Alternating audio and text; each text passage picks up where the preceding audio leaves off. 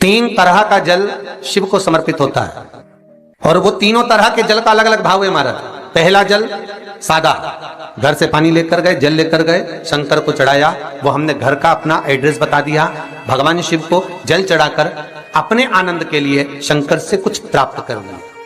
दूसरा जल, जल के कलश में थोड़ा सा इत्र डालकर शंकर को जब समर्पित करते हैं तो महाराज घर में अगर कोई व्यक्ति बहुत रोगीला है, बहुत रोगीला, एक शिव महापुराण में, स्कंद पुराण में, नर्मदा पुराण में, भविष्य पुराण में, अग्नि पुराण में, नारद पुराण में, बरहा पुराण में, वामन पुराण में जितनी चीजें लिखी गई है एक एक प्रैक्टिकल कर देखो तो शिव महापुराण, स्कंद पुराण का यह भाव याद करिए कि एक लोटे पानी में इत्र मिलाकर, जल में इत्र मिलाकर, बहुत रोगीला व्यक्ति, बहुत बीमार व्यक्ति है, एक लोटा पानी उसका हाथ का स्पर्श कराकर शंकर को चढ़ाना प्रारंभ कर दीजिए।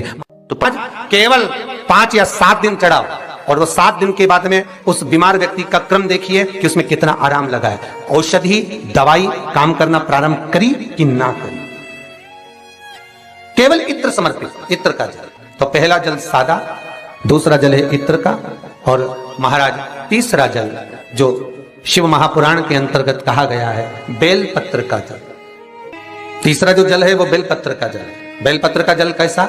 तो महाराज शिव महापुराण की कथा कहती है कि जल के पात्र में एक बेलपत्र अंदर डालकर उस जल के पात्र को ले जाकर शिव को समर्पित करना, अर्थात अपनी मन की कामना भगवान शंकर से कह देना। केवल बेलपत्र के माध्यम, बोलना नहीं है हमको, कुछ हमें कुछ कहना नहीं है।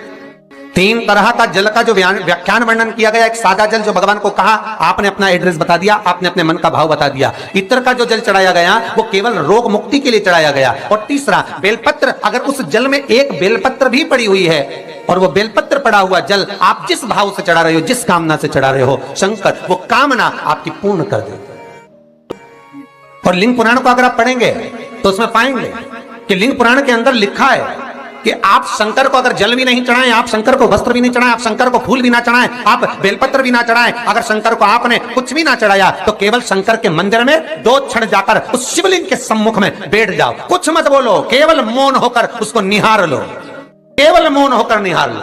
बहुत जो हनुमान जी महाराज को 3 तरह की माला समर्पित होती है, एक आंकड़े के पत्ते की, दूसरी बेलपत्र के पत्ते की, तीसरी पीपल के पत्ते की।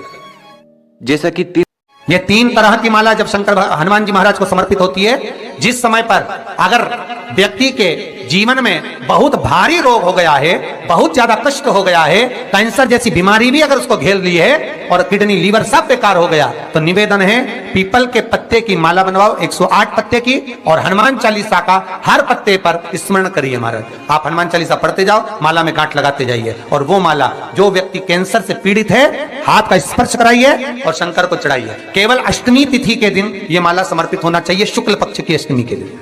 2 या 3 अष्टमी को कर देखिए, अपने आप दवाई लगना प्रारंभ होगी, कैंसर जैसा रोग भी धीरे धीरे समाप्ति पर आएगा महाराज। पर करना शुक्ल पक्ष की अष्टमी को ही। महाराज कोई बच्चा एग्जाम में बैठ रहा है, सीए की पढ़ाई कर रहा है, कोई बहुत बड़े एग्जाम में बैठा, पास हो ही नहीं रहा, बहुत हार गया, बेलपत्री की माला चढ़ाई। पर बेलपत्र की जो माला है वो केवल प्रदोष पर चढ़ती है, श्री हनुमान जी महाराज को माला चढ़ाओ, 108 बेलपत्र आप श्री शिवाय नमस्तुभ्यम मंत्र का जाप कर कर, गांठ लगाकर भगवान श्री हनुमान जी महाराज के सामने पहुंचकर माला को सीधी रखकर, जो व्यक्ति एग्जाम में बैठ रहा है, नौकरी के लिए, अन्य पढ़ाई के लिए, अगर कंपटीशन एग्जाम में भी बैठ रहा है, तो माला को हनुमान जी महाराज, और हनुमान जी कौन से होना चाहिए? पूर्वमुखी, मुखी नहीं चाहिए, पूर्व में जिन हनुमान जी का मुख हो वो माला ऐसी समर्पित कर कर, हनुमान चालीसा का पाठ कर कर, 3 बार स्मरण कर कर माला श्री हनुमान जी को पहना दीजिए। ऐसा कोई एग्जाम नहीं जिसमें से आप निकल ना पाए महाराज, पर करना आपको पड़ेगा। प्रदोष का दिन होना चाहिए, प्रदोष के दिन। तीसरी है आंकड़े की माला महाराज। आंकड़े के पत्ते की जो माला होती है, यह माला कार्य की सिद्धि के लिए होती है। इसमें एक एक आंकड़े के पत्ते पर सीताराम लिखा जाता है, मात्र एक पत्ता ऐसा होता है जिस पत्ते पर सीताराम नहीं लिखा जाता। 108 पत्ते में से एक पत्ता बस उस पत्ते को हथेली में रखकर उल्टा हाथ आपको रखना है और अपनी कामना कर कर उस पत्ते को बांध देना है।